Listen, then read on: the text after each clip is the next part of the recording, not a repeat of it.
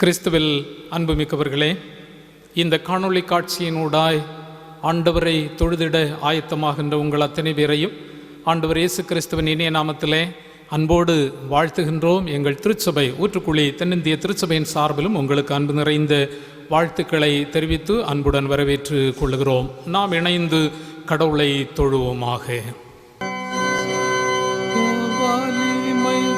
கிருபைகள் மிகுந்த சர்வேசா,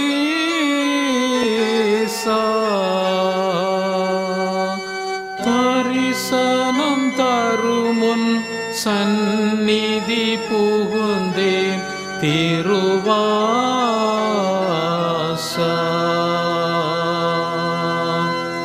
இருதயத்தை சிதறவிடாமல் ஒரு நேராய்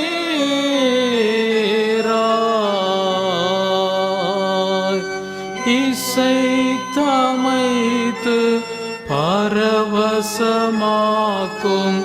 நசரேயா.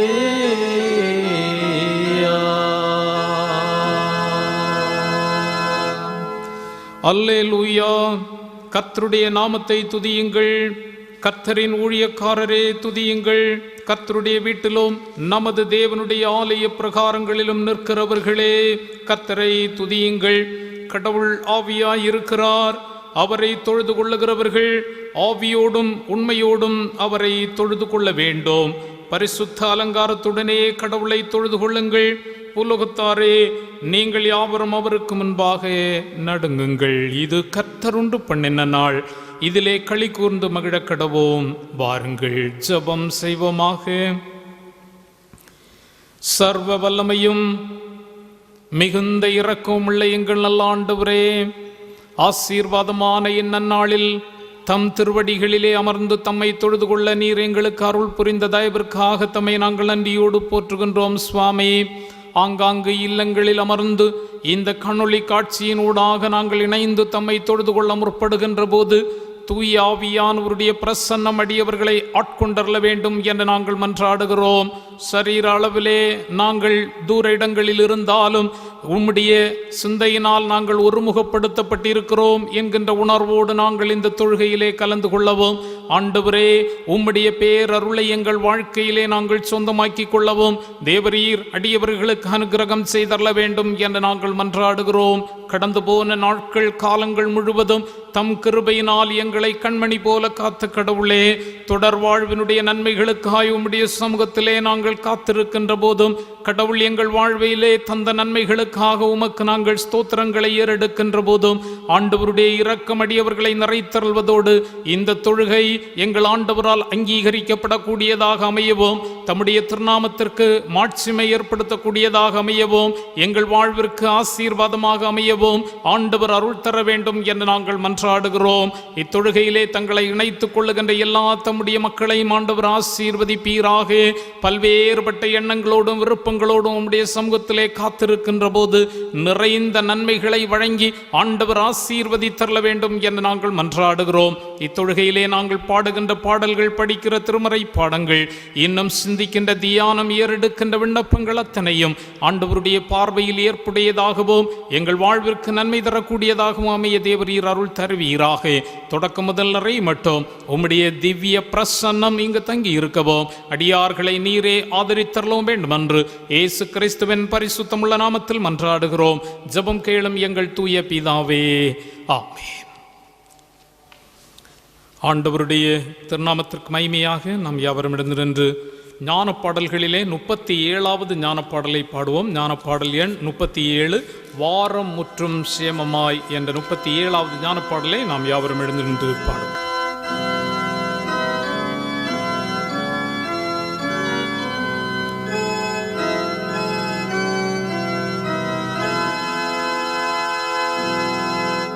வாரம் முற்றும் சேமமாய் தேவன் காத்தார் தயவாய்,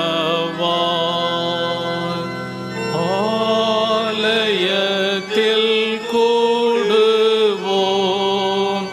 வேதம் கேட்டு வாழ்த்துவோம். மேலானதே மோட்சம் காட்டும் நாள் இதே.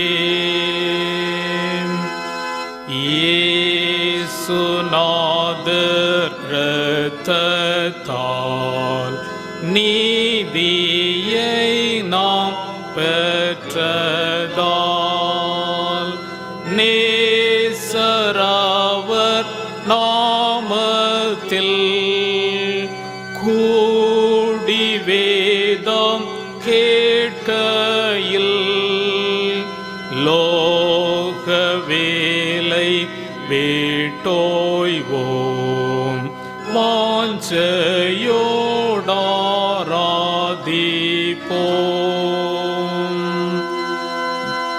தேவ ஆவி அருளால் தேவ அன்பை காண்பதால்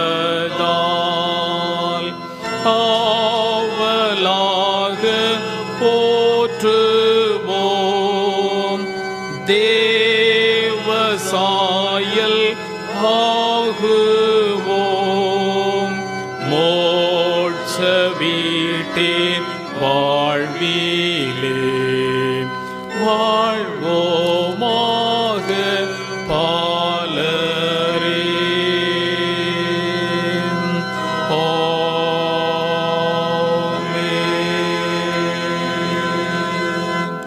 நாம் நின்றவாறே முறைமுறையாக படிக்கும்படியாக குறிக்கப்பட்டிருக்கின்ற சங்கீதம் 15வது சங்கீதத்தை நாம் யாவரும் இணைந்து படிப்போம். சங்கீதம் 15 1 முதல் அந்த சங்கீதம் நிறைவரையுள்ள வசனங்களை நாம் இணைந்து படிப்போம். கர்த்தாவே, யார் உம்முடைய கூடாரத்தில் தங்குவான்? யார் உம்முடைய பரிசுத்த பர்வதத்தில் வாசம் பண்ணுவான்? உத்தமனாய் நடந்து நீதியை நடப்பித்து மனதார சத்தியத்தை பேசுகிறவன் தானே. அவன் தன் நாவினால் புறங்கூறாமலும் தன் தோழனுக்கு தீங்கு செய்யாமலும் தன் அயலான் மேல் சொல்லப்படும் நிந்தையான பேச்சை எடுக்காமலும் இருக்கிறான். ஆகாதவன் அவன் பார்வைக்கு தீர்ப்பானவன். கர்த்தருக்கு பயந்தவர்களையோ கனம் பண்ணுகிறான். ஆணையிட்டதில் தனக்கு நஷ்டம் வந்தாலும் தவறாதிருக்கிறான். தன் பணத்தை வட்டிக்கு கொடாமலும் குற்றமில்லாதவனுக்கு விரோதமாய் பரிதானம் வாங்காமலும் இருக்கிறான். இப்படி செய்கிறவன் என்றென்றைக்கும் அசைக்கப்படுவதில்லை.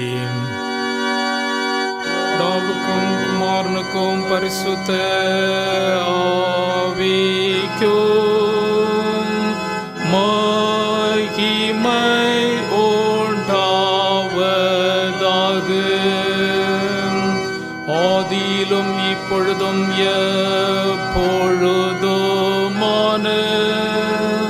சதா காலங்களிலும் இருக்கிறதாக. ஆமென். நாம் முழங்காற்படியிட்டு ஆண்டவர் கற்பித்த ஜெபத்தை இணைந்து ஏறெடுப்போம். பரமண்டலங்களில் இருக்கிற எங்கள் பிதாவே, உம்முடைய நாமம் பரிசுத்தப்படுவதாக. உம்முடைய ராஜ்யம் வருவதாக. உம்முடைய சித்தம் பரமண்டலத்திலே செய்யப்படுறது போல பூமியிலேயும் செய்யப்படுவதாக. எங்களுக்கு வேண்டிய ஆகாரத்தை இன்று எங்களுக்கு தாரும். எங்கள் கடனாளிகளுக்கு நாங்கள் மன்னிக்கிறது போல எங்கள் கடன்களை எங்களுக்கு மன்னியும். எங்களை சோதனைக்குள் பிரவேசிக்க பண்ணாமல் தீமை நின்று எங்களை ரட்சித்துக் கொள்ளும். ராஜ்யமும் வல்லமையும் மகிமையும் என்றென்றைக்கு உம்முடையகளே. ஆமென். தொடர்ந்து இந்த நாளுக்குரிய திருமறை பாடம் படிக்க கேட்போம். யோவான் எழுதின சுவிசேஷம் 21ஆம் அதிகாரம் வசனங்கள் 1 முதல் 14 வரை. இவைகளுக்கு பின்பு இயேசு திபேரியா கடற்கரையிலே மறுபடியும் சீசருக்கு தம்மை வெளிப்படுத்தின விவரமாவது: சீமோன் பேதுருவும் திதிமு எனப்பட்ட தோமாவும் கலிலேயா நாட்டில் உள்ள கானா ஊரானாகிய நாத்தான்வேலும் செபதேவின் குமாரரும் அவருடைய சீசரில் வேறு 2 பேரும் கூடியிருக்கும் போது சீமோன் பேதுரு மற்றவர்களை நோக்கி, மீன்பிடிக்கப் போகிறேன் என்றான். அதற்கு அவர்கள், நாங்களும் உடனே கூட வருகிறோம் என்றார்கள். அவர்கள் புறப்பட்டு போய் உடனே படவில் ஏறினார்கள். அந்த ராத்திரியிலே அவர்கள் ஒன்றும் பிடிக்கவில்லை. விடியற்காலமான போது இயேசு கரையிலே நின்றார். அவரே இயேசு என்று சீசர்கள் அறியாதிருந்தார்கள். இயேசு அவர்களை நோக்கி, பிள்ளைகளே, புசிக்கிறதற்கு ஏதாகலும் உங்களிடத்தில் உண்டா என்றார். அதற்கு அவர்கள் ஒன்றுமில்லை என்றார்கள். அப்பொழுது அவர், நீங்கள் படவுக்கு வலதுபுறமாக வலையை போடுங்கள், அப்பொழுது உங்களுக்கு அகப்படும் என்றார்.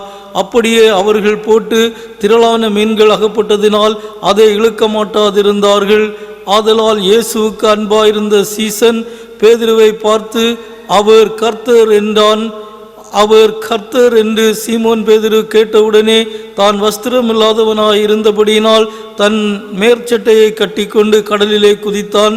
மற்ற சீசர்கள் கரைக்கு ஏறக்குறைய 200 முழ தூரத்திலே இருந்தபடியினால் படவில் இருந்து கொண்டே மீன்கள் உள்ள வலையை இழுத்து கொண்டு வந்தார்கள். அவர்கள் கரையிலே வந்திறங்கின போது கரி நெருப்பு போட்டிருக்கிறதையும் அதன் மேல் மீன் வைத்திருக்கிறதையும் அப்பத்தையும் கண்டார்கள். இயேசு அவர்களை நோக்கி, நீங்கள் இப்பொழுது பிடித்த மீன்களில் சிலவற்றை கொண்டு வாருங்கள் என்றார். சீமோன் பேதுரு படவிலேறி 153 பெரிய மீன்களால் நிறைந்த வலையை கரையிலே இழுத்தான். இத்தனை மீன்களிலிருந்தும் வலை கிளியவில்லை. இயேசு அவர்களை நோக்கி, வாருங்கள், போஜனம் பண்ணுங்கள் என்றார்.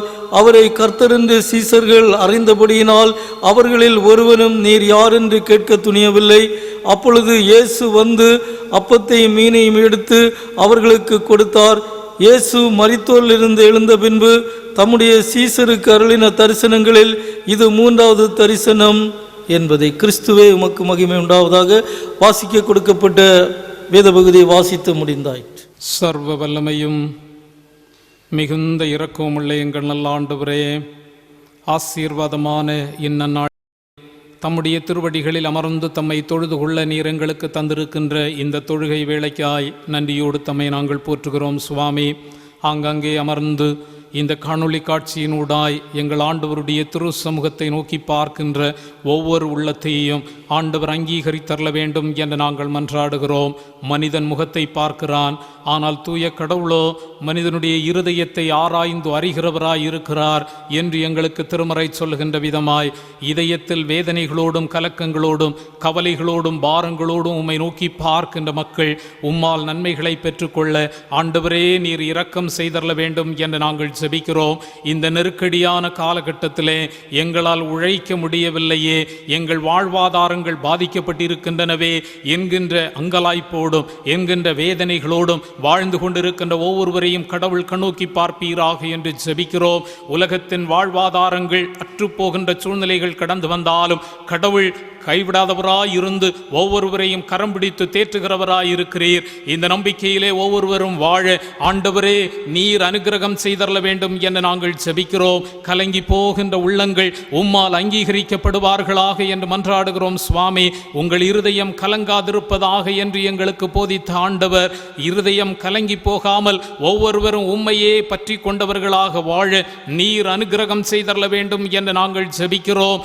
எப்பேற்பட்ட சூழ்நிலைகள் வந்தாலும் உலகத்திலே உங்களுக்கு உபத்திரவங்கள் உண்டு, ஆனாலும் நீங்கள் திடன் கொள்ளுங்கள், நான் உலகத்தை ஜெயித்தேன் என்று சொன்ன இயேசு கிறிஸ்துவனுடைய வல்லமையான வார்த்தை ஒவ்வொருவருடைய வாழ்வையும் தேற்றக்கூடியதாக அமைய ஆண்டவர் இரக்கம் செய்தரல வேண்டும் என்று நாங்கள் ஜெபிக்கிறோம். கலங்காதே, திகையாதே, நான் உன் தேவன் என்று எங்களுக்கு சொன்ன தெய்வமே, நீர் ஒவ்வொருவருக்கும் போதுமானவராயிருந்து அரவணைத்து வழி நடத்தியறல வேண்டும் என்று நாங்கள் ஜெபிக்கிறோம். இந்நாட்களினுடைய கஷ்டங்கள் நீங்கி போகவும், கவலைகள் மாறி போகவும், வியாதி பிரச்சனைகள் முற்றிலுமாய் அகன்று போகவும், ஆண்டவருக்குள் புது பலன் பெற்று ஒவ்வொருவரும் மகிழ்வோடு கடமைகளை செய்து நிறைவேற்ற ஆண்டவர் துரிதமாய் தமது இரக்கத்தை வெளிப்படுத்தி அருள்வீராக என்று ஜெபிக்கிறோம். சுவாமி, உம்மை நம்பி இருக்கின்ற தம்முடைய பிள்ளைகள் நன்மையான அனுபவங்களை வாழ்விலே கண்டடைந்து மகிழ்ச்சியோடு வாழ நேச பிதாவே நீர் இரக்கம் செய்தரல வேண்டும் என்று நாங்கள் ஜெபிக்கிறோம். உம்முடைய பராமரிப்பும் பாதுகாவலும் ஒவ்வொருவருக்கும் துணை நிற்கட்டும். சிறப்பாய் இந்த கொடிய வைரஸினுடைய ஆட்கொள்ளுதலினால் வேதனையோடு இருக்கின்ற எல்லா மக்களையும் நீர் கண்ணோக்கி பாரும் ஆண்டவரே.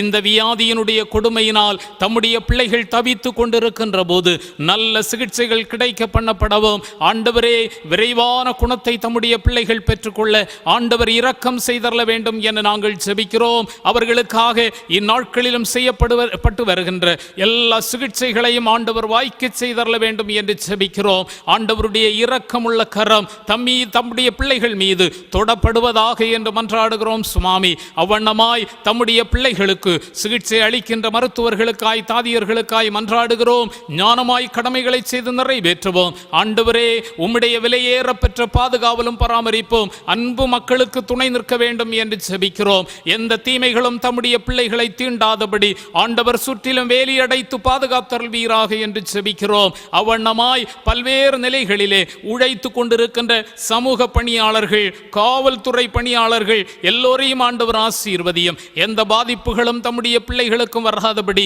ஆண்டவர் காத்தருள்வீராக என்று மன்றாடுகிறோம். ஆண்டவரே, இந்த கொடிய வைரஸினுடைய தாக்கம் எவரையும் தாக்காதபடி தடுப்பு மருந்து மிக விரைவிலே கண்டுபிடிக்கப்படவும், அதற்காக உழைக்கின்ற உழைப்பில் உம்முடைய கிருபை கூட இருக்கவும், உம்முடைய ஞானத்தை தம்முடைய பிள்ளைகளுக்கு ஆண்டவர் நிறைவாய் கட்டளையிட்டறல வேண்டும் என்று ஜெபிக்கிறோம் சுவாமி. இது நிமித்தமாய் எல்லா மக்களும் இந்த தடுப்பு மருந்தை பெற்றுக்கொள்ளவும், ஆண்டவரே, இந்த நோய் எவரையும் அண்டாதபடி நீர் காத்தறல வேண்டும் என்று ஜெபிக்கிறோம். இந்நாட்களிலும் உலக அளவிலே பெரிய பாதிப்பு நடைபெற்றுக் கொண்டிருக்கின்ற போது ஆண்டவர் உம்முடைய இரக்கத்தை வெளிப்படுத்தி அருள்வீராக என்று ஜெபிக்கிறோம். இயற்கையின் மேல் அதிகாரம் படைத்த ஆண்டவர் உம்முடைய வல்லமையால் ஒரு வார்த்தை சொல்லும் என்று எங்களுக்கு ஆண்டவரே திருமறை சொல்லுகிறதே. ஆமாண்டவரே, உம்முடைய பிள்ளைகளாகிய அடியாரும் இப்போதும் நாங்கள் உம்மிடத்திலே மன்றாடுகிறோம் சுவாமி. ஒரு வார்த்தை சொல்லும் ஆண்டவரே, ஒரு வார்த்தை சொல்லும் ஆண்டவரே. நாங்கள் அற்புதத்தை காண முடியுமே சுவாமி. நீர் பெரிய காரியங்களை செய்கிறவர், நன்மையான அனுபவங்களை கட்டளையிடுவீராக என்று நாங்கள் வேண்டுகின்றோம். இந்நாட்களிலே நல்ல குணத்தை தம்முடைய பிள்ளைகள் ஒவ்வொருவரும் பெற்று கொள்ளவும், இனி எவரையும் இந்த நோய் அண்டாதபடி ஆண்டவர் அனைவரையும் பாதுகாத்தரல வேண்டும் என்று ஜெபிக்கிறோம். இந்த நோய் கொடுமையினால் இதோ பணியிழந்திருக்கின்ற மக்கள் வேலை வாய்ப்பு இன்றி தவித்துக் கொண்டிருக்கின்ற போது கடவுளுடைய இரக்கம் தம்முடைய மக்களுக்கு துணை நிற்கட்டும் சுவாமி. நீர் உடனிருந்து தம்முடைய பிள்ளைகளை தேற்றவும், துரிதமாய் சகஜமான சூழ்நிலை உருவாகி பணிகளுக்கு கடந்து செல்லவும், தடைபெற்றிருக்கின்ற பணிகள் தொடர்ந்து நிறைவேற்றப்படக்கூடிய சூழ்நிலைகளை ஆண்டவர் கட்டளையிட்டருள்வீராக என்று நாங்கள் ஜெபிக்கிறோம். கவலைகள் மாறி போகட்டும் ஆண்டவரே. பொருளாதார நெருக்கடிகள், வேதனைகள் முற்றிலுமாய் நீங்கி போக ஆண்டவர் அனுகிரகம் செய்தருள்வீராக என்று ஜெபிக்கிறோம். சிறப்பாய் எங்கள் திருச்சபை சார்ந்த எல்லா மக்களும் ஆங்காங்கு வாழ்ந்து கொண்டிருக்கின்ற அனைவர் மேலும் உம்முடைய கிருபா கடாட்சம் தங்கி இருக்க வேண்டும் என்று ஜெபிக்கிறோம். எல்லோரையும் ஆண்டவர் ஆசீர்வதியும். நல்ல செய்திகளை நாங்கள் பகிர்ந்து கொள்ள அருள் தாரும். சிறப்பாய் இந்த வாரத்திலே தங்கள் பிறந்த நாள், திருமண நாளை நினைவு கூறுகின்ற மக்கள் உண்டு. ஆண்டவருடைய இரக்கத்தினால் தம்முடைய பிள்ளைகளை ஆண்டவர் ஆசீர்வதித்து புத்தாண்டினுடைய நன்மைகளை வழங்கி நீர் ஆதரித்தரல வேண்டும் என்று ஜெபிக்கிறோம். இருக்கின்ற இடத்திலே உம்முடைய பராமரிப்பும் பாதுகாவலும் தம்முடைய பிள்ளைகளுக்கு துணை நிற்கவும், தீமைகள் தீண்டாதபடி ஆண்டவர் முத்திரையிட்டு பாதுகாத்தருள்வீராக என்று ஜெபிக்கிறோம் சுவாமி. ஆண்டவரே, சோர்வோடு இருக்கின்ற தம்முடைய பிள்ளைகளுக்கு புதுபலனை ஆண்டவர் கட்டளையிடவும், வியாதி பிரச்சனைகளினால் பாதிக்கப்பட்டிருக்கின்ற மக்கள் நல்ல சுகத்தை பெற்றுக் கொள்ளவும், கடன் தொல்லைகள், வேதனையான அனுபவங்கள் என்று நெருக்கடிகளோடு இருக்கின்ற மக்களுக்கு ஆண்டவர் தாமே உம்முடைய இரக்கத்தை கட்டளையிடுவீராக என்று ஜெபிக்கிறோம். நிறைந்த நன்மைகளை தாரும், ஆசீர்வாதமான அனுபவங்களை வாழ்விலே கண்டடைய ஆண்டவர் இரக்கம் செய்வீராக என்று நாங்கள் ஜெபிக்கிறோம் சுவாமி. எல்லா குடும்பங்களையும் தனித்தனியாய் பெயர் பெயராய் ஆண்டவர் சந்தித்து உம்முடைய இரக்கத்தை தாரும் என்று நாங்கள் ஜெபிக்கிறோம். இல்லங்களின் அருமையான பெற்றோர், சிறப்பாக எங்கள் அன்பு பிள்ளைகள் ஆண்டவருடைய வழிநடத்துதலை கண்டடைய கர்த்தர் அருள் தாரும். இந்நாட்களை ஒருபோதும் வீணடித்து விடாதபடி கருத்தோடு கடமைகளை செய்யவும் கற்றுக்கொள்ளவும் எங்கள் பிள்ளைகளுக்கு ஆண்டவர் அருள் புரிவீராக என்று ஜெபிக்கிறோம். சிறப்பாய் கற்றுக்கொண்டு மேன்மைகளை நோக்கி முன்னேறுவதற்குரிய கிருபைகளை எங்கள் பிள்ளைகள் வாழ்விலே ஆண்டவர் தந்து எந்த தீமைகளுக்கும் ஆட்கொள்ளாதபடி உம்மிலே நடந்து முன்னேறக்கூடிய கிருபைகளை அனைத்து பிள்ளைகளுக்கும் ஆண்டவர் தந்தரல வேண்டும் என்று நாங்கள் ஜெபிக்கிறோம் சுவாமி. எங்கள் முதிய பெற்றோர் ஆண்டவருடைய மேலான வழி நடத்துதலை பெற்றுக்கொள்ளவும், எந்த சோர்வுகளும் எங்கள் அன்பு முதிய பெற்றாரை தாக்காதபடி ஆண்டவர் அரவணைத்து பாதுகாத்தரல வேண்டும் என்று ஜெபிக்கிறோம். எல்லா மக்களும் சமாதானத்தோடு வாழ அருள் தாரும். எங்கள் கிராமமும் ஆசீர்வதிக்கப்பட வேண்டும், உம்முடைய இரக்கத்தை பெற்றுக்கொள்ள வேண்டும். எல்லா மக்களும் சமாதானத்தோடு சந்தோஷத்தோடு வாழ ஆண்டவர் அருள் புரிவீராக என்று ஜெபிக்கிறோம் சுவாமி. இந்நாட்கள் கொடிய நாட்களாக இருக்கின்றன. கடவுளே, உம்முடைய பாதத்திலே நாங்கள் தரித்திருந்து எங்கள் குறைவுகளை உணர்ந்து நிறைந்த நன்மைகளை பெற்றுக்கொள்ள ஆண்டவர் இரக்கம் செய்தருள்வீராக என்று ஜெபிக்கிறோம். தாழ்த்துகிறோம், உம்முடைய திருப்பாதத்திலே அர்ப்பணிக்கின்றோம். நிறைந்த நன்மைகளை தாரும். இயேசு இரட்சகரின் பரிசுத்தமுள்ள நாமத்தில் இவைகள் யாவற்றையும் தாழ்மையோடு வேண்டுகிறோம். ஜெபம் கேளும் எங்கள் ஜீவனுள்ள நல்ல பிதாவே, ஆமென். மீண்டுமாக நாம் யாவரும் எழுந்து நின்று அருட்பணி பாடல்கள் புத்தகத்திலே 55வது பாடலை பாடுவோம். எந்தன் உள்ளம் புது கவியாலே பொங்க இயேசுவை பாடிடுவேன். 55வது பாடலை நாம் யாவரும் இணைந்து பாடுவோம்.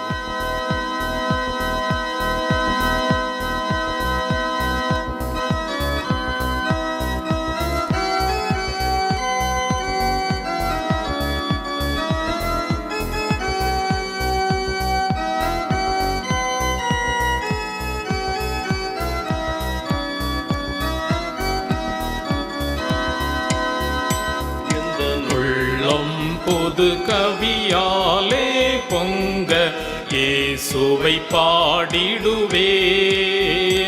அவர் நாமம் போற்றுண்ட பரிமள தைலம் அவரையே நேசிக்கிறேன். அவர் நாமம் போற்றுண்ட பரிமள தைலம் அவரையே நேசிக்கிறேன். அல்லேலூயா துதி அல்லேலூயா எந்தன் அண்ணலாம் இயேசுவை பாடிடுவே. அல்லேலூயா துதி அல்லேலூயா எந்தன் அண்ணலாம் இயேசுவை பாடிடுவேன். இத்தனை கிருபைகள் நித்தமும் அருளிய கர்த்தரை கொண்டாடுவேன். இத்தனை கிருபைகள் நித்தமும் அருளிய கர்த்தரை கொண்டாடுவேன். சில வேளை இமை பொழுதே தம் முகத்தை சிருஷ்டிகர் மறைத்தாரே. கடும் கோபம் நீங்கி திரும்பவும் என்மேல் கிருபையும் பொழிந்தாரே. கடும் கோபம் நீங்கி திரும்பவும் என்மேல் கிருபையும் பொழிந்தாரே. அல்லேலூயா துதி அல்லேலூயா எந்தன் அண்ணலாம் இயேசுவை பாடிடுவே. அல்லேலூயா அல்லேலூயா எந்தன் அண்ணலாம் இயேசுவை பாடிடுவே. இத்தனை கிருபைகள் நித்தமும் அருளிய கர்த்தரை கொண்டாடுவேன். இத்தனை கிருபைகள் நித்தமும் அருளிய கர்த்தரை கொண்டாடுவேன். பஞ்சகாலம் பெருகிட நேர்ந்தாலும் ஆம் தஞ்சமே ஆனாரே. அங்கும் இங்கும் நோய்கள் பரவி வந்தாலும் அடைக்கலம் அளித்தாரே. அங்கும் இங்கும் நோய்கள் பரவி வந்தாலும் அடைக்கலம் அளித்தாரே. அல்லேலூயா துதி அல்லேலூயா எந்தன் அண்ணலாம் இயேசுவை பாடிடுவே. அல்லேலூயா துதி அல்லேலூயா எந்தன் அண்ணலாம் இயேசுவை பாடிடுவே. இத்தனை கிருபைகள் நித்தமும் அருளிய கர்த்தரை கொண்டாடுவே. இத்தனை கிருபைகள் நித்தமும் அருளிய கர்த்தனை கொண்டாடுவே. ஜெபம் செய்வோமாக. அன்பு நிறைந்த எங்கள் நல்ல ஆண்டவரே, உம்மை மகிழ்ச்சியோடு தொழுது ஸ்தோத்தரிக்க அருள் புரிந்த தெய்வமே, இப்பொழுதும் தம்முடைய அருள் வார்த்தைகளை நாங்கள் தியானிக்க முற்படுகின்ற போது நாதா நீர் எங்களோடு பேசி அருள வேண்டுமாயும் இந்த உண்மைகள் எங்கள் வாழ்விலே அர்த்தமுடையதாக அமைய ஆண்டவர் அனுக்கிரகம் செய்தரலோ வேண்டுமென்று இயேசு கிறிஸ்துவின் இன்ப நாமத்தில் வேண்டுகிறோம். ஜெபம் கேளும் எங்கள் தூய பிதாவே, ஆமென். கிறிஸ்துவில் மிகவும் அன்பு மிக்கவர்களே, உங்கள் அனைவருக்கும் அன்பு நிறைந்த வாழ்த்துக்களை மிக மகிழ்ச்சியோடு தெரிவித்துக் கொள்ளுகிறோம். ஆசீர்வாதமும் மனமகிழ்ச்சியுமான இந்த நாளிலும் நாம் இல்லங்களிலே இருந்து கொண்டு ஆண்டவரை ஆராதித்து கொண்டு இருக்கின்றோம். ஆண்டவருடைய பாதத்திலே அமர்ந்திருந்து நம்முடைய குறைவுகளை உணர்ந்ததோடு ஆண்டவர் நம்முடைய வாழ்விலே தந்த ஆசீர்வாதங்களுக்காய் அவருக்கு நன்றி படைத்து அவர் சமூகத்திலிருந்து தொடர்ந்து நன்மைகளை பெற்றுக்கொள்ள ஆண்டவர் பாதத்திலே நாம் காத்திருக்கக்கூடிய அனுபவத்தை இந்த நாளிலும் நாம் பெற்றுக்கொள்ள ஆண்டவர் நமக்கு அனுக்கிரகம் செய்திருக்கிறார். எனக்கன்பானவர்களே, அவண்ணமாய் இந்த தொழுகையிலே இணைந்து கொண்டிருக்கின்ற உங்கள் அத்தனை பேருக்கும் மீண்டுமாய் அன்பு கலந்த வாழ்த்துக்களை மிக மகிழ்ச்சியோடு தெரிவித்துக் கொள்ளுகின்றேன்.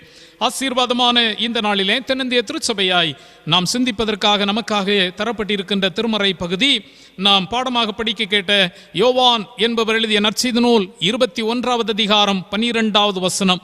இயேசு அவர்களை நோக்கி, வாருங்கள், போஜனம் பண்ணுங்கள் என்றார். அவரை கர்த்தர் என்று சீஷர்கள் அறிந்தபடியினால் அவர்களில் ஒருவனும் நீர் யார் என்று கேட்க துணியவில்லை. சீடர்களுக்கு போஜன பந்திய கொடுத்த ஆண்டவர் என்பதை இங்கே நாம் தெளிவாக பார்க்க முடிகிறது. நம்மெல்லோரும் அறிந்திருக்கிறது போன்று இயேசு கிறிஸ்து உயிர் பெற்று எழுந்தார்.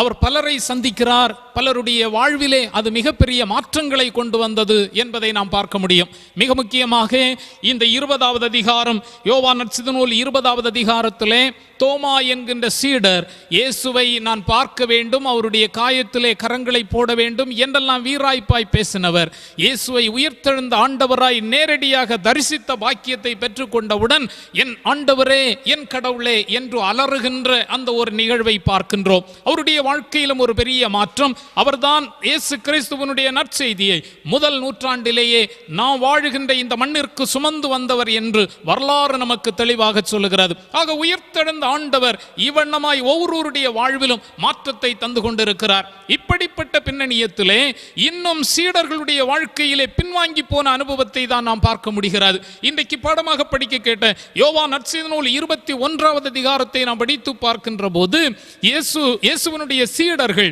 மீன்பிடிக்க போகிறார்கள். இவர்களை அழைக்கின்ற போது ஆண்டவர் இயேசு கிறிஸ்து என்ன சொன்னார் என்றால், நீங்கள் உங்களுடைய வலைகளை விட்டு வாருங்கள், உங்களை மீன்களை பிடிக்கிறவர்களாக அல்ல மனிதர்களை பிடிப்பவர்கள் ஆக்குவேன் என்றுதான் சொல்லி ஆண்டவர் அழைத்தார். ஆனால் அந்த அழைப்பினை மறந்து போனவர்களாய் மீண்டும் தங்களுடைய பழைய தொழிலுக்கு போய்விட்டார்கள். அவர்கள் மீன் பிடிப்பதற்காக சென்றிருக்கிறார்கள். அங்கே மீன் பிடிப்பதற்காக சென்றவர்களை ஆண்டவர் விட்டபாடில்லை.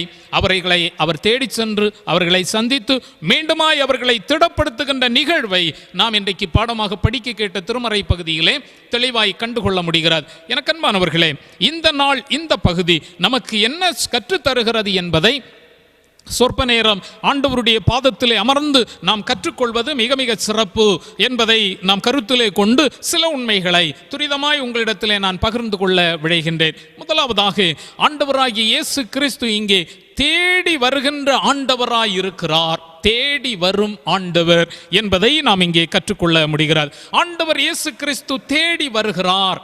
மனிதர்களை தேடி வருகிறவர் நமது ஆண்டவர் என்பதை திட்டமாய் தெளிவாய் நாம் புரிந்து கொள்ள முடிகிறது. லூக்கா நற்செய்தி நூலை நாம் படித்து பார்க்கிற போது 15வது அதிகாரம் 1 முதல் 6 வரை உள்ள வசனங்களை நாம் படித்து பார்ப்போம் என்றால் அங்கே அழகான நிகழ்வு ஒன்றை ஆண்டவர் சொல்லுகிறார். ஒரு மனிதனுக்கு 100 ஆடுகள் இருந்தன. இந்த 100 ஆடுகளிலே ஒரு ஆடு காணாமல் போய்விட்டது. ஏனைய 99 ஆடுகளையும் உடைய அந்த மனிதன் அந்த 99 ஆடுகளையும் விட்டுவிட்டு அந்த ஒரு ஆட்டை தேடி செல்லுகிறார். மேய்ப்பனுடைய கட்டுப்பாட்டில் இருந்து வெளியே சென்ற ஆடு சாதாரணமான நிலையிலே நிச்சயமாக இருந்திருக்க முடியாது. அந்த ஆட்டிற்கு உயிருக்கு பாதுகாப்பு இல்லை. எப்போது ஓநாய் வந்து அந்த ஆடை கவ்வி கொண்டு செல்லும் என்று தெரியாது. இப்படிப்பட்ட நெருக்கடியான சூழ்நிலையில் தான் அந்த ஆடு இருந்திருக்க வேண்டும். ஏதாவது முள்புதரிலே அது சிக்கி இருக்க வேண்டும். பாதையிலே அது மிக கடினமான அனுபவங்களை சந்தித்திருக்க முடியும். இப்படிப்பட்ட நெருக்கடியான சூழ்நிலையை இந்த ஆடு சந்தித்தது என்பதை நாம் புரிந்து கொள்ள முடிகிறது. எனக்கன்பானவர்களே, இப்படிப்பட்ட நெருக்கடிகளை இந்த ஆடு சந்தித்து அது பல்வேறு நிலைகளிலே அது சிக்குண்டிருக்கிறது. ஆனால் அந்த மேய்ப்பனோ அந்த ஆட்டை விடவில்லை. அந்த ஆட்டை கண்டுபிடிப்பதற்காக அவர் தேடி செல்லுகிறார். கடைசியிலே அந்த ஆட்டை கண்டுபிடிக்கிறார். தோள் மீது எடுத்து வருகிறார். மகிழ்ச்சியோடு அந்த செய்தியை எல்லாரிடத்திலும் பகிர்ந்து கொள்ளுகின்றார்.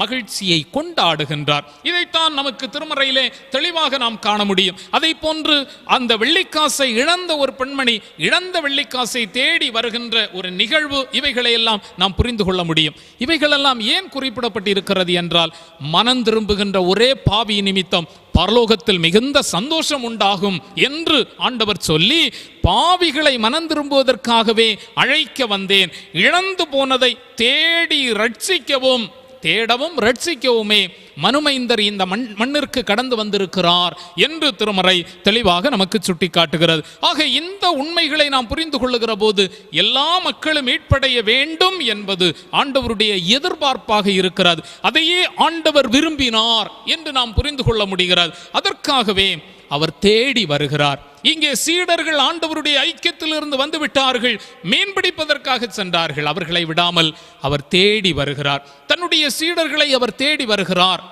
லூக்கா நற்செய்தி நூல் 15வது அதிகாரம் 10வது வசனத்திலே மனம் திரும்புகிற ஒரே பாவி நிமித்தம் விண்ணரசிலே மிகுந்த மகிழ்ச்சி உண்டாகும் என்று சொல்லுகிறார். ஆக இந்த மகிழ்ச்சி உண்டாவதற்கு ஒருவரும் கெட்டுப்போக கூடாது. தம்முடைய சீடர்கள், தம்மோடு கூட இருந்தவர்கள், அவர்கள் வாழ்வு பெற்றுக் கொள்வதற்காய் தேடி வருகின்ற ஆண்டவராக இருக்கிறார். சமயங்களை குறித்து பல்வேறு உண்மைகள் சொல்வது உண்டு. மிக முக்கியமாய் எல்லா ஆறுகளும் ஒரே கடலிலே வந்து சேருவது போல எல்லா சமயங்களும் ஒரே கடவுளை நோக்கி வருகின்றன என்று சொல்லுவார்கள். அது ஒரு விதத்திலே உண்மை என்று கூட சொன்னாலும், ஒருபடி மேலே சென்று நாம் சிந்திக்கின்ற போது ஆறு தன்னிடத்திலே வருவது வரை கடல் பொறுமையாக இல்லாமல் அந்த கடல் பெருக்கெடுத்து வந்து இந்த ஆற்றை தன்னிடத்திலே சேர்த்து கொள்ளுகின்ற அனுபவம் தான் கிறிஸ்தவம் என்று சொல்வது உண்டு. அது முழுக்க முழுக்க உண்மை. கடவுள் தேடி வந்து மனிதனை தம்மிடத்திலே இழுத்து கொள்ளுகிறார் என்று நாம் புரிந்து கொள்ள முடியும். இங்கே அதுதான் அவருடைய ஆண்டவராகிய இயேசு கிறிஸ்துவனுடைய சீடர்கள் ஆண்டவருடைய அன்பிலிருந்து தூரமாய் செல்லுகின்ற போது இயேசு அவர்களை அவர்களது பணியிடத்திலே தேடி சென்று சந்திக்கிறவராய் இருக்கிறார். எனக்கு அன்பானவர்களே, நம்முடைய ஆண்டவர் தேடி வருகின்றவராய் இருக்கிறார். அவருடைய தேட்டம் நம் ஒவ்வொருவருடைய மீட்பையும் குறித்த தாகமாக இருக்கிறது என்பதை தெளிவாக நாம் புரிந்து கொள்ள வேண்டும். இரண்டாவதாக, இந்த பகுதியிலிருந்து நாம் கற்றுக்கொள்ளுகின்ற உண்மை என்னவென்றால், ஆண்டவர் தேடி வருகிறவர். இரண்டாவதாய், உழைக்க ஆற்றல் தருகின்ற ஆண்டவராய் இருக்கிறார். உயிர்த்த ஆண்டவரை கலிலேயாவில் காணலாம் என்கின்ற செய்தியும் அதை நமக்கு தெளிவாக உணர்த்துகிறது. உழைக்கின்ற மக்கள் மத்தியிலே ஆண்டவருடைய பிரசன்னத்தை அல்லது இருப்பினை நாம் புரிந்து கொள்ள முடியும். அந்த ஆண்டவர் உழைப்பதற்கு ஆற்றல் படுத்துகிறவராய் இருக்கிறார். யோவான் நற்செய்தி நூல் 21வது அதிகாரம் 6வது வசனத்திலே அவர்களுக்கு ஒரு செய்தியை சொல்கிறார். நீங்கள் வலதுபுறமாக வலையை போடுங்கள். இந்த நிகழ்வை நமது மனக்கண் முன்பதாக கொண்டு வருவோம் என்றால், இரவு முழுவதும் மீன் பிடிக்கிறார்கள். இரவு முழுவதும் மீன் பிடிக்கிறார்கள். அவர்கள் பழகி போன கடல். இதுவரை அந்த கடலில் தான் அவர்கள் உழைத்து கொண்டிருந்தார்கள். பழகி போன கடலாக இருந்தாலும் இரவு முழுவதும் மீன் பிடித்தும் ஒன்றும் அகப்படவில்லை. ஏன்? ஒரு பெரிய கேள்வி வருகிறது. அவர்கள் பழகி போன பணியாக இருந்தாலும், அவர்கள் பழகி போன இடமாக இருந்தாலும் ஒரு மீனை கூட அவர்களால் பிடிக்க முடியவில்லை. அதிகாலையிலே ஆண்டவர் தேடி வந்து, பிள்ளைகளே சாப்பிடுவதற்கு ஏதாவது உண்டா என்று கேட்டால், ஒன்றுமில்லை ஆண்டவரே. அவர்கள் ஒன்றுமில்லை என்று கடலினுடைய கரையில் நின்று கொண்டு சொல்லுகிறார்கள். இந்த கடல் விலை மதிக்க முடியாத பொக்கிஷங்களை தன்னகத்தே கொண்டிருக்கிறார்.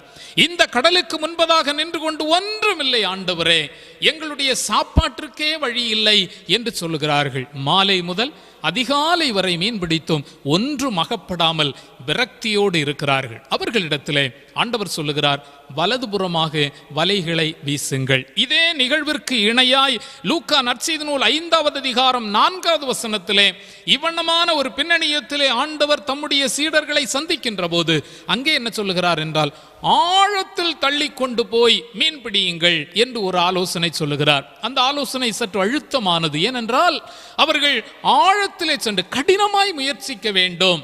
இந்த பசு மாடுகள் அல்லது மாடுகள் சில நேரத்திலே நுனிப்புல் மேய்கிறது என்று நாம் சொல்லுவோம்.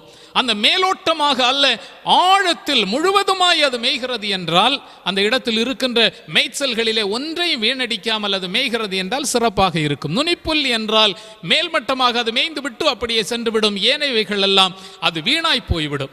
இங்கே உழைப்பதிலும் ஆழமாய் உழைக்கக்கூடிய அனுபவம் வேண்டும் என்று சொல்லுகிறது போன்று இருக்கிறார். இது ஆண்டவர் தருகின்ற ஆலோசனை. அவரது ஆலோசனை, அவர் உழைப்பதற்கு உடன் இருந்து ஆற்றல் படுத்தி ஆலோசனை தருகிறவராய் இருக்கிறார். எனக்கு அன்பானவர்களே, உழைக்கின்ற நாம் அத்தனை பேருடைய வாழ்விலும் ஆண்டவர் ஆற்றல் தருகிறவராய் இருக்கிறார். உழைப்பதற்கு பலம் தருகிறவராக இருக்கிறார் என்பதை நாம் மறந்து போக வேண்டாம். உபாகமம் புத்தகம் 8வது அதிகாரத்திலே சம்பாதிப்பதற்கு பலன் அருளுகின்ற கடவுள் என்று நாம் அங்கே பார்க்க முடிகிறது. நாம் உழைப்பதற்கு அவரே நமக்கு ஆற்றல் தருகிறார். இங்கே அதே ஆண்டவர் உயிர்த்தெழுந்தவராய் சீடர்கள் கடற்கரையிலே வேதனையோடு நிற்கிற போது, உணவிற்கே வழி இல்லை என்று புலம்பிக் கொண்டிருக்கின்ற போது, அவர்களுக்கு உணவருள்வதற்காக நீங்கள் போய் என்னுடைய ஆலோசனைப்படி உழைத்துக் கொள்ளுங்கள் என்று அவர்களுக்கு சொல்லுகிறார். ஒரு பெருத்த வேறுபாடை நாம் இங்கே பார்க்கலாம். ஏனென்றால் இதுவரை ஆண்டவரோடு கூட இருந்தவர்கள் ஆண்டவரை விட்டு விட்டு உழைப்பதற்காக வந்தார்கள். இதை நாம் தெளிவாக புரிந்து கொள்ள வேண்டும். உழைக்க வந்தவர்கள் தாங்களாக வருகிறார்கள், ஆண்டவர் அவர்களோடு இல்லை. ஆண்டவரை விட்டுவிட்டு உழைப்பதற்கு வருகிறார்கள், தோல்வி மேல் தோல்வி, உணவே அவர்களுக்கு பஞ்சமாயிருக்கிறது, புலம்புகிறார்கள். நம்முடைய உழைப்பிலும் வருகின்ற தொய்வுகளை நாம் ஆராய்ந்து பார்த்து ஆண்டவர் நமக்கு தருகின்ற ஆலோசனைகளை தெளிவாய் கேட்டு அவைகளை நம்முடைய வாழ்க்கையிலே கடைபிடித்து முன்னேறி செல்வதற்கும் உழைப்பதற்கும் நமது ஆண்டவர் நம்மை அழைக்கிறார். உயிர்த்தெழுந்த ஆண்டவர் உழைப்பதற்கு ஆற்றல் தருகிறவராய் இருக்கிறார் என்பதை நாம் ஒருபோதுமே மறந்து போக வேண்டாம். இதை தெளிவாய் உணர்ந்து கொள்வதற்கும் நாம் அழைக்கப்படுகின்றோம்.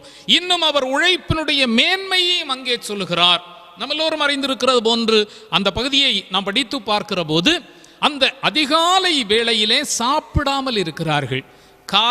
மாலை முதல் அதிகாலை வரை எங்களுக்கு சாப்பிடுவதற்கே ஒன்றும் கிடைக்கவில்லை என்று சொல்லுகிறார்கள் என்றால் விரக்தியோடு சாப்பிடாமல் இருக்கிறார்கள். ஆனாலும் உழைப்பினுடைய மேன்மையை அவர்களுக்கு காட்டுவதற்காய் இந்த வெறும் வயிற்றோடு நீங்கள் சென்று இன்னும் உழைத்துக் கொள்ளுங்கள், உழைக்க வேண்டும் என்று அவர்களை அனுப்புகிறார்கள். உழைத்து சாப்பிட வேண்டும் என்பதை நமது ஆண்டவர் மிக தெளிவாய் சொல்லுகிறார். அதை நிறைவு குறிப்பில் கூட நான் உங்களுக்கு வலியுறுத்தி சொல்கிறேன்.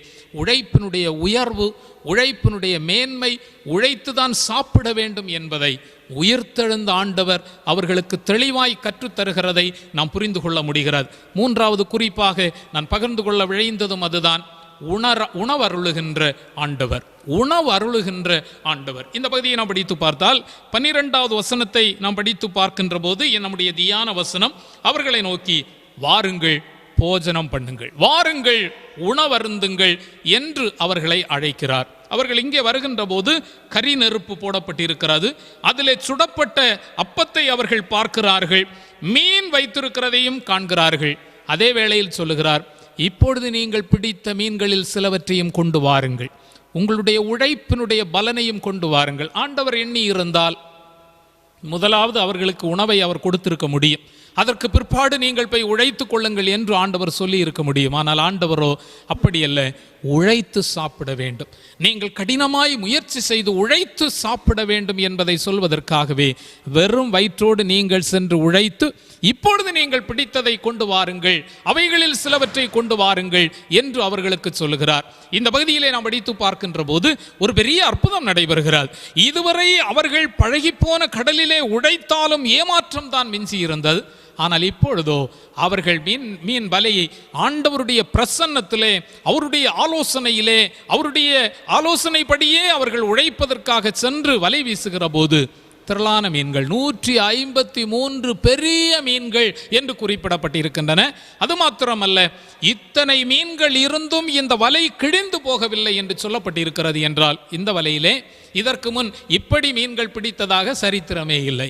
ஒருவேளை ஆண்டவருடைய வார்த்தையை இவர்கள் கேட்டு அந்த கடலிலே சென்று அவர்கள் மீண்டுமாக வலை வீசி இருந்தாலும் அவர்கள் இந்த வலையிலே கொஞ்சம் மீன் தான் கிடைக்கும், என்ன ஆண்டவர் சொன்னாலும் கொஞ்சம் மீன் தான் பிடித்திருக்க முடியும் என்று இந்த சாதாரணமான வலையை அவர்கள் போட்டிருக்கலாம். ஆனால் ஆச்சரியப்படக்கூடிய நிலையிலே இந்த வலையில் இத்துணை அளவிற்கு மீன்களை இதுவரை பிடித்ததாக இல்லை என்று சொல்லக்கூடிய அளவிலே திரளான மீன்களை அவர்கள் பிடித்தார்கள் என்று நமக்கு திருமறை சொல்கிறார். அந்த அளவிற்கு அதிகமான மீன்களை அந்த வலையிலே பிடிக்கிறார்கள். எனக்கு அன்பானவர்களே, இதிலே அவர்களுடைய கீழ்ப்படிதல் கூட இருக்கிறார். இரவு முழுவதும் நாங்கள் மீன் பிடித்து பார்த்தோம், எங்களுக்கு பழகி போன இந்த கடல் தான், இனி நீர் சொல்லி கேட்டு நாங்கள் என்ன இதிலே மீன் பிடிக்கிறது, நாங்கள் தான் இவ்வளவு முயற்சி செய்து பார்த்தோமே, எங்களுக்கு ஒன்றும் கிடைக்கவில்லை, இனி என்ன கிடைக்கப் போகிறது என்று ஆண்டவருடைய வார்த்தையை அவர்கள் அல்லல் தட்டவில்லை. ஆண்டவர் சொன்ன மாத்திரத்திலே எந்த மறு உத்தரவும் சொல்லாமல் அவர்கள் போய் அதற்கு கீழ்ப்படிந்து ஆண்டவருடைய பிரசன்னத்தினால், ஆண்டவருடைய வார்த்தையினால் அதை நிறைவேற்றுகிறார்கள். திரளான மீன்கள் அவர்களுக்கு கிடைக்கிறார். நம்முடைய வாழ்க்கை பயணத்திலே உயிர்த்தெழுந்த ஆண்டவர் உடன் இருக்கிறார். உயிர்த்தெழுந்த ஆண்டவர் நமது பணி வாழ்விலே நம்மோடு கூட இருந்து நம்மை தேற்றுகிறார், ஆற்றல் படுத்துகிறார், ஆலோசனை தருகிறார் என்பதை நாம் மறந்து போக வேண்டாம். அதோடு நாம் நம்முடைய கையின் பிரயாசங்களை சாப்பிட்டு மகிழ்ச்சியாய் வாழ்வதற்கு நமக்கு துணை செய்கிறார். சங்கீதக்காரன் அல்லது திருப்பாடகர் 128வது சங்கீதத்திலே தெளிவாய் சொல்லுவார், கர்த்தருக்கு பயந்து அவர் வழிகளில் நடக்கிற மனிதன் எவனோ அவன் பாக்கியவான். உன் கைகளின் பிரயாசத்தை நீ சாப்பிடுவாய்.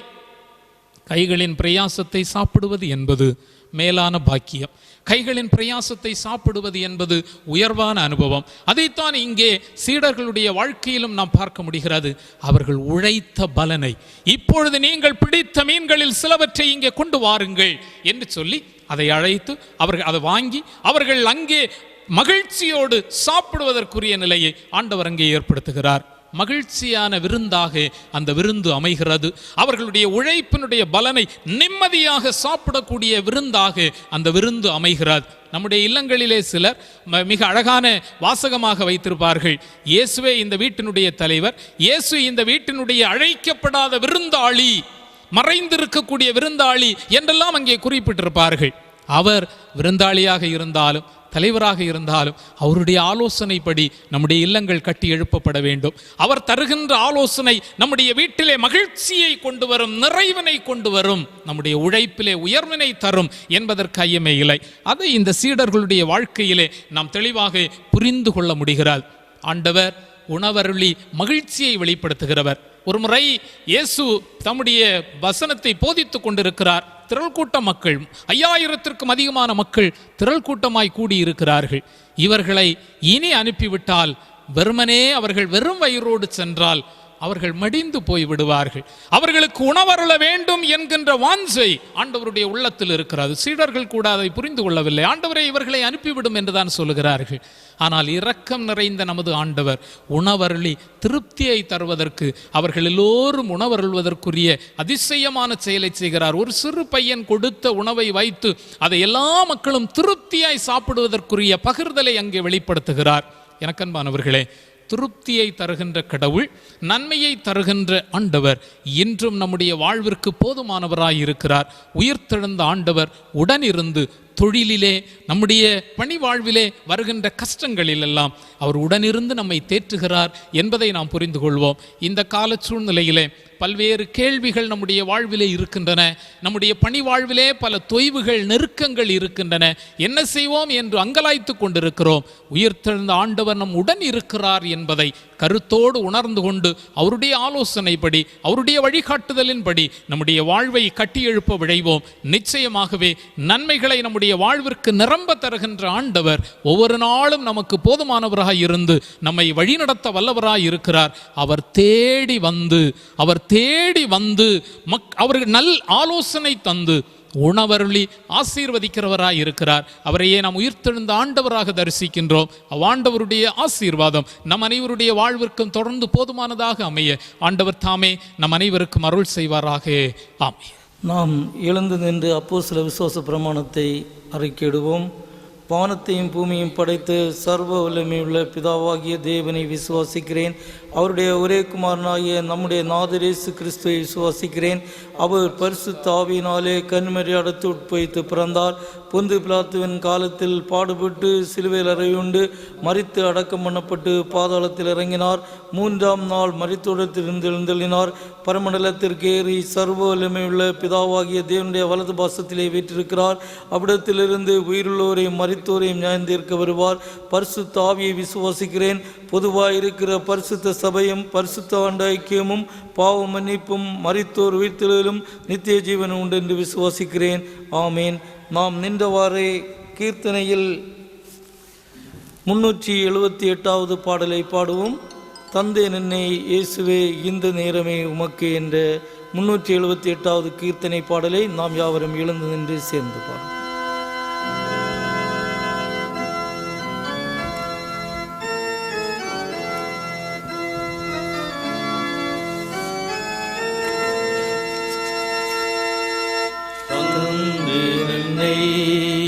இயேசுவே இந்த நேரமே உமக்கே உந்தனுக்கு ஊழியம் செய்ய தந்தேன் என்னை தாங்கியருளும் முந்தனுக்கு ஊழியம் செய்ய தந்தேன் என்னை தாங்கியருளும் தந்தேன் என்னை இயேசுவே இந்த நிறமே உமக்கே கஷ்ட நஷ்டம் வந்தாலும் துஷ்ட குடி சூழ்ந்திட்டாலும் அஷ்டதிக்கும் ஆளும் தேவனே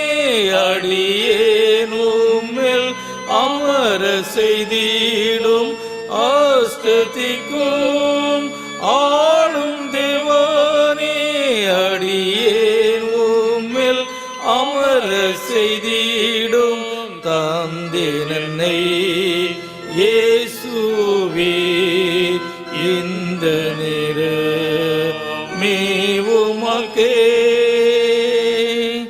ஒன்றுமில்லை நானையா உம்மாலன்றி ஒன்றும் செய்யேன் அன்று சீசர் அளித்த ஆவியால் இன்றே ஆடியேனை நிரப்போம் அன்று சீசர் அளித்த ஆவியால் இன்றே ஆடியேனை நிரப்போம் தந்தேன் என்னை இயேசுவே இந்த நிறமே உமக்கே. ஜெபம் செய்வோம். கிருபை நிறைந்த அன்பின் ஆண்டவரே, இந்த ஆராதனையின் இறுதி நேரத்திற்குள்ளாக நாங்கள் கடந்து வந்து கொண்டிருக்கின்றோம். நாங்கள் இறைவனுடைய அருள் செய்தியிலே கேட்ட பிரகாரமாக ஆண்டவரை நோக்கி ஆண்டவர் மனுமக்களை நோக்கி போஜனம் பண்ணுங்கள் என்று சீடர்களை ஆண்டவர் கேட்டதை போன்று ஆண்டவர் எங்களுடைய வாழ்க்கையில் இருக்கின்ற ஆன்மீக பசிகளை மாற்றி ஆண்டவர் நாங்கள் உமக்குள்ளாக நிறைவாக வாழ வளர ஆண்டவர் அருள் செய்ய வேண்டுமாறு நாங்கள் ஜெபிக்கின்றோம். தேடி வரும் ஆண்டவர் என்று திருமுறையிலே நாங்கள் சிந்தித்தோமே, அதே போன்று ஆண்டவர் பாவிகளாக இந்த உலகில் வாழ்ந்து கொண்டிருக்கின்ற ஒவ்வொரு மனிதர்களையும் தேடி வந்து அவர்களுடைய பாவங்களில் நின்று மீட்டு அவர்களுக்கு நல்ல வாழ்வை கொடுத்து ஆண்டவர் அவர்களை பாதுகாக்க வேண்டுமாறு நாங்கள் ஜெபிக்கின்றோம். மனம் திரும்ப அழைக்க வந்தேன் என்று லூக்கா எழுதின சுவிசேஷம் 15வது அதிகாரத்திலே நாங்கள் வாசிக்கின்றோமே, அதே போன்று நாங்கள் அனைவரும் பாவத்தை விட்டு மனம் திரும்பி இறைவனுக்கு நேராகவும் இறைவனுக்கு பிரியமுள்ள மக்களாக வாழ ஆண்டவர் எங்கள் அனைவருக்கும் அருள் புரிய வேண்டுமாறு நாங்கள் ஜெபிக்கின்றோம். உழைக்க ஆற்றல் தருகின்றவராய் இருக்கின்றீர் என்று நாங்கள் சிந்தித்தோமே, ஆண்டவர் தாமே ஒவ்வொருவரையும் உழைத்து உமக்கு நேராக நாங்கள் எங்களுடைய வாழ்வை அர்ப்பணம் பண்ணிக்கொள்ள ஆண்டவர் எங்கள் அனைவருக்கும் அருள் புரிய வேண்டுமாறு நாங்கள் ஜெபிக்கின்றோம். சீடர்களை நோக்கி நீங்கள் வலதுபுறமாக வலையை போடுங்கள் என்று கூறின ஆண்டவர் எங்களுடைய வாழ்க்கையில் இருக்கின்ற எல்லா விதமான பிரச்சனைகளையும் தார்மாரான அனுபவங்களை மாற்றி நாங்களும் உமக்குள்ளாக நாங்கள் நல்ல முறையில் வாழ்வுகளை அமைத்துக் கொள்ள ஆண்டவர்கள் செய்ய வேண்டுமாறு நாங்கள் ஜெபிக்கின்றோம். ஆழத்திலே போய் போடுங்கள் என்று நீர் கூறினீரே, அன்று ஆண்டவர் கூறியதை போன்று சீடர்கள் போட்டு தங்களுடைய வாழ்க்கையிலே நிறைவானவற்றை அவர்கள் அனுபவித்தார்கள் என்று திருமுறை போதிக்கின்றது. அதே போன்று நாங்களும் எங்களுடைய வாழ்க்கையிலே நிறைவான வேதவசனங்களை பெற்று உமக்குள்ளாக சிறப்புடன் வாழவும் பாவத்தை விட்டு விலகி வாழ்கின்ற உம்முடைய மக்களாக வாழவும் ஆண்டவர்கள் செய்ய வேண்டுமாறு நாங்கள் ஜெபிக்கின்றோம்.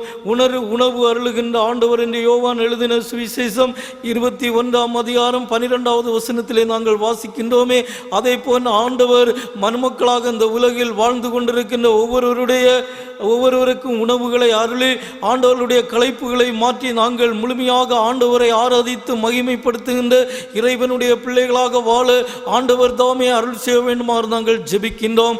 இந்த கூடுகைக்கு வந்திருக்கின்ற ஒவ்வொருவரையும் ஆண்டவர் பலப்படுத்தி பாதுகாக்க வேண்டுமாறு நாங்கள் ஜெபிக்கின்றோம்.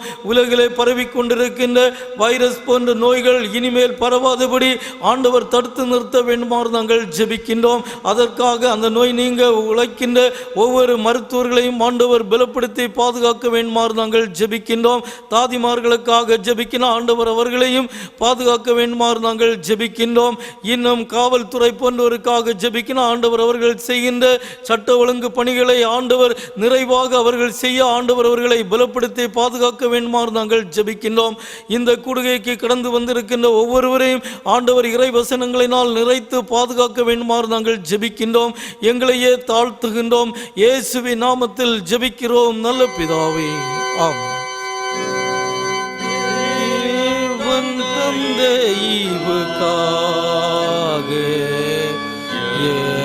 என்னைக்கும் சோத்திரம் வீணோர் மண்ணோர் கூட்டமாக பாடுவோம் சங்கீதனம் மீட்கப்பட்டு யாவராலும் ஏக தேவரிருக்கே ஆரவாரமாயன்றே ஈக்கும் சோத்திரம் உண்டாகவே.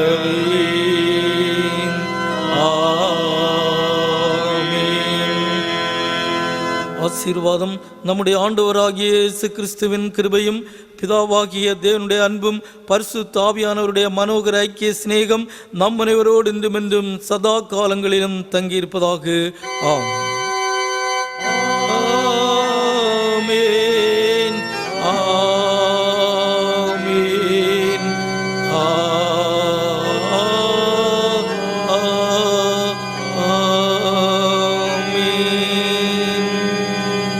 கர்த்தர் உங்களோடு இருப்பாராக. சமாதானத்தோடு சென்று வாருங்கள். ஆமென்.